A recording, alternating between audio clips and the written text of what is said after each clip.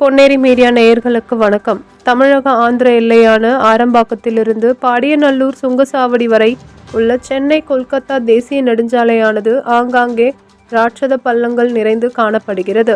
குறிப்பாக எலாவூர், சின்ன ஓபுலாபுரம், பெத்திக்குப்பம், கும்மிடிப்பூண்டி பைபாஸ், வேர்க்காடு, கவரப்பேட்டை, தச்சூர் உள்ளிட்ட பல இடங்களில் சாலைகளில் பெரும்பாலான இடங்களில் ராட்சத பள்ளங்கள் நிரம்பி காணப்படுகிறது. இந்த பள்ள பகுதிகளில் சீரமைப்பதற்கு பதிலாக தேசிய நெடுஞ்சாலைத்துறை அதிகாரிகள் சாலையோரமுள்ள மண், வீணான ஜல்லி கற்களை வைத்து சாலையை சமப்படுத்தி மேலும் பாதிப்பை உருவாக்கி வருகின்றனர்.